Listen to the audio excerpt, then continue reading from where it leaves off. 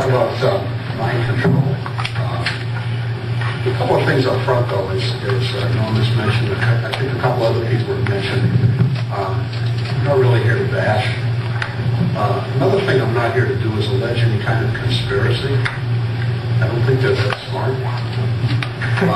I was an elder for 10 years, and I can state categorically that at no time during that 10 years did we sit in the library in the Kingdom Hall and think, what can we do to mentally manipulate and control the minds of our congregation? What I think, and I'll offer strictly an opinion here, is that the elements of mind control that we're going to talk about here are systemic within the Watchtower organization. They're part of the culture. And one of the things, probably the most successful type of mind control there is when you teach someone to control their own mind the way you want them to control it. It saves you a lot of work. Before we talk about what mind control is, we'll talk about what it isn't. There's a difference between mind control and brainwashing. A lot of people say, oh, Jehovah's Witnesses, they're brainwashed. I would disagree with that. Brainwashing was first, the term was coined in 1951 by a journalist named Edward Hunter, and he was writing about returning or present American POWs from the Korean conflict that had been captured by the North Koreans, subsequently taken by the Chinese, and they were re-educated. What they actually got these guys to do was to sign confessions confessing to war crimes that these guys knew that they had committed. But brainwashing is typically coercive. Mind control is subversive. Brainwashing is very direct. They haul you off somewhere, throw you in a room. They may apply physical force. There's certainly mental force involved there. Whereas mind control is much more subversive, much more gentle. Brainwashing usually involves an adversarial relationship.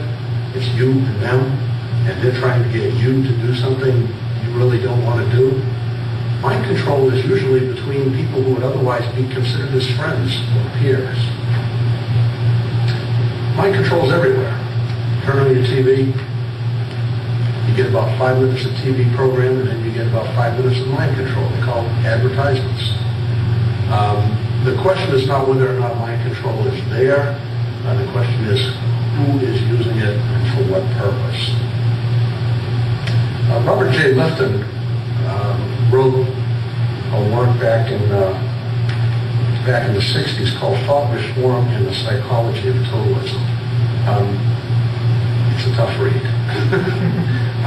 The 8 criteria of mind control that I'm going to mention here came from that book. It's chapter 22 if you want to get into it. But as we look at these, think about your experience with the Watchtower and whether or not you have ever noticed any of these elements of mind control. The first one is called milieu control.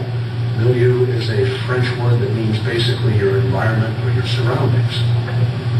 And if you can control somebody's environment or their surroundings, you control their communication. You control their input, their output, and ultimately, you control their communication even with themselves, their very thoughts. There are many ways of achieving that. One that many of the communal cults use is communes, physical isolation. They physically withdraw from the outside world, and that and the rest of these techniques or elements of mind control are applied. There's other ways too, one of which is even if you don't do the physical isolation, there's mental isolation there. You can flood a person with so much information that they have trouble processing what you're giving them, much less anything that comes from outside. You can also keep them so busy that they don't have time to investigate the information that you're giving them. Lifton wrote in his book, he says, through this milieu control, the totalist environment seeks to establish domain not only over the individual's communication with the outside, all that he sees and hears and reads and writes, his experiences and his expressions, but also in his penetration in his inner life, over what we may speak of as his communication with himself. And he says it creates an atmosphere uncomfortably reminiscent of George Orwell's 1984. If you haven't read 1984, you really need to. I had not read it since long before I became one of Jehovah's Witnesses. I read it after I got out and was just amazed at the similarities there. Animal Farm's another good one. It's a shorter read, but you'll see a lot of the same similarities there. Among Jehovah's Witnesses, we see the constant phrase, keep separate from the world. Well, it's a scriptural admonition. Now, the question is just how far do you carry it? We also see in an effort to control the input of information to its followers, we see the demonizing of people like us that are here tonight. They're scared to death of what we have to say. They're scared to death of us expressing ourselves and telling what we've dealt with. The good news is that milieu control never succeeds totally. You cannot totally isolate someone. The best that those who seek to control others can do is to limit the influence that the outside has on the people that they're trying to control. The second one of my favorites, as I was doing this, there were a couple of favorites. Mystical manipulation is one of my favorites.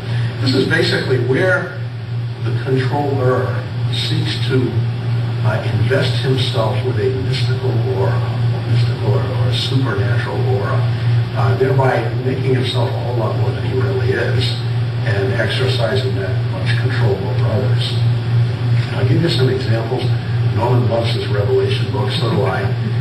We're going to spend a little time in that. I didn't bring the book with me. I just copied and pasted from the CD-ROM. It's one of the best tools there is. It's the Watchtower CD-ROM, because you can find anything you need pretty quickly. Here's what they write. This is on pages 11 and 12. In the Bible, anointed Christians are called Jesus' brothers, and as his brothers, they share the same Father and the same Mother.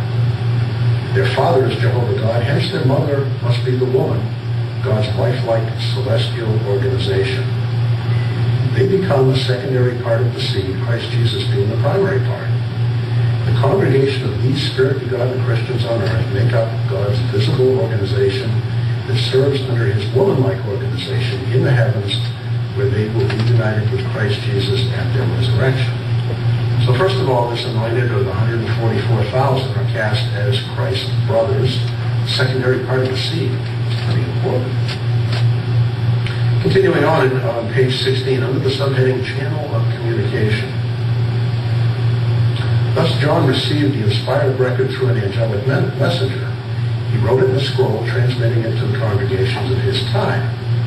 Happily for us, God has preserved it for the encouragement of the more than 50,000 congregations of his united servants on earth today. God had a channel for communicating revelation in John's day, and John was the earthly part of that channel. Likewise, God has a channel for giving spiritual nourishment to his slaves today. In his great prophecy concerning the conclusion of the system of things, Jesus identified the earthly part of this channel as the faithful and discreet slave whom his master appointed over his domestics to give them their food at the proper time. He uses this John class in unlocking the meaning of prophecy. So here they've identified themselves as the faithful and discreet slave, as the John class, people in the same class as John that God used to communicate revelation. This John class always cracked me up. I have to say it. John class sounds like potty training to me, but anyway. It's interesting too, sorry, that this term only appears 123 times in Watchtower literature. It appears 119 times just in the Revelation book. They only used it 4 times elsewhere, so Somebody must have told them the joke too. Anyway, what they've done here is they've really invested themselves with this mystical aura. Here they are, the faithful and discreet slave class, the John class. But who wrote this? The faithful and discreet slave. So you end up with this circular question. Who are you? Oh, we're the faithful and discreet slave. Well, how do we know that? Well, because we told you. Well, why should we believe you? Because we're the faithful and discreet slave. And you start all over again. Well, continuing